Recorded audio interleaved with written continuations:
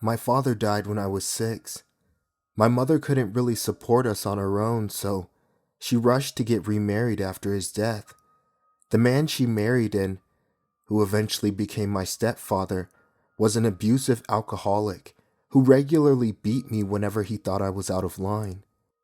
He also did a lot of other things to me that I'd rather not remember, but since he was the one paying the bills and keeping food on the table, my mother pretended to not notice any of it. Not long after my mother remarried, my stepfather had us move out of our old house to one he bought in another town. I had to leave my old life behind. My friends, my school, and everything that reminded me of my birth father disappeared from my life the day we moved. I was truly alone from then on, left to deal with my stepfather's abuse with no one to turn to. The only bright side to the whole thing was that the new house was much bigger than our old one. I got my own bedroom, though it was a little worse for wear when we first got there. There were cobwebs on every corner, and a layer of dust covered everything from the shelves to the rickety old bed I was supposed to sleep in. Of course, I was expected to clean it by myself, and that's what I did during my entire first day there. I swept and mopped the entire place myself, though I did miss a few spots on account of being a short 7-year-old who couldn't reach the top shelves. I didn't want to bother my mother or stepfather about it though. I was afraid that my stepfather would see it as me being lazy and use it as an excuse to beat me again. So I decided that I just had to learn to live with a couple of cobwebs. I ended up finding something strange while cleaning my room. The bed frame, which was there before we bought the house, had long scratch marks on the sides. It was a bit creepy, but I assumed that they were cat scratches left by the last occupant's pet. Later that night, as I was trying to sleep, I experienced my first ever case of sleep paralysis. I was laying on my sore and bruised back after being beaten by my stepfather earlier that day. I forgot why he did it, but it left me with a black eye afterwards. He tended to use any excuse he could find as an opportunity to pull out his belt. Just as I felt my mind drifting off to sleep from exhaustion, a sudden chill ran down my spine, and my eyes fluttered wide open while the rest of me was frozen in place. I could see my dusty ceiling and move my eyes around the room, but I couldn't move a muscle in my body. It was like every fiber of my being was being weighed down by some invisible force. The sensation was new to me, but I didn't panic. There were times when my stepfather beat me so badly that I'd crumple up on the floor unable to move for hours on end. And this didn't feel all too different from that. I was just glad that I wasn't in immense physical pain that usually came with me being unable to move. I finally fell asleep at some point in the night, though I can't remember when. I woke up to the sound of my stepfather shouting for me to get down for breakfast the next morning. He told me over breakfast with my mother that I couldn't be starting school for a while. At the time, I thought he was just being unusually nice to me by giving me some extra time to adjust to the new environment. Looking back, I think he just wanted to wait until the black eye he gave me healed before letting me go out. Later that night, I had sleep paralysis again. I froze in bed, unable to move. But this time I could also hear something coming from under my bed. It was the sound that someone would make while grinding their teeth together to chew a piece of hard candy. A bit weird, but I slept through worse. There were nights when my stepfather would argue loudly with my mother in the next room while drunk, and I always managed to sleep through that, so some weird noises under my bed was nothing. My stepfather hurt me again the next day.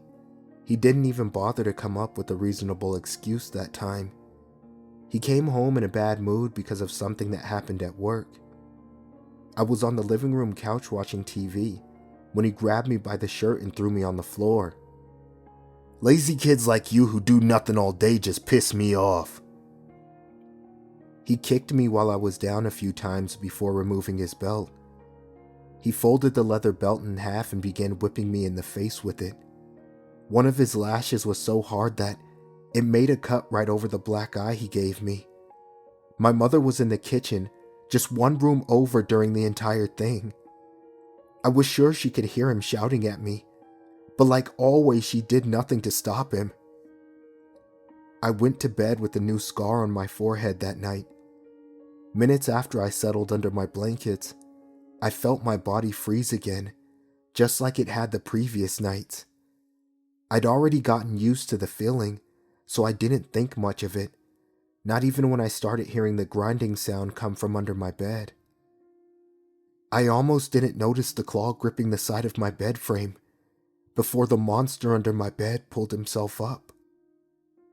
The monster who crawled up onto my bed was tall and spindly, with gray ashen skin and a bulbous head, like a stick figure that came to life. He perched himself on my chest with feet that looked like talons of a large bird. He was heavy, though not as heavy as I would have thought. The monster leaned forward, allowing me to clearly see his face despite the darkness.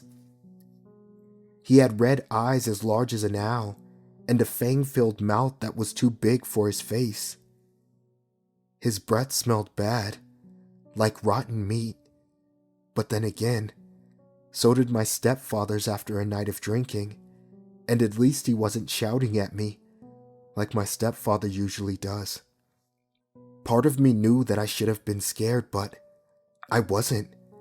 As far as I'm concerned, that monster was the only person in my life who didn't ignore me like my father, or beat me like my stepfather. And if he ate me like monsters were supposed to, then at least I'd finally be able to rest. But he didn't do that.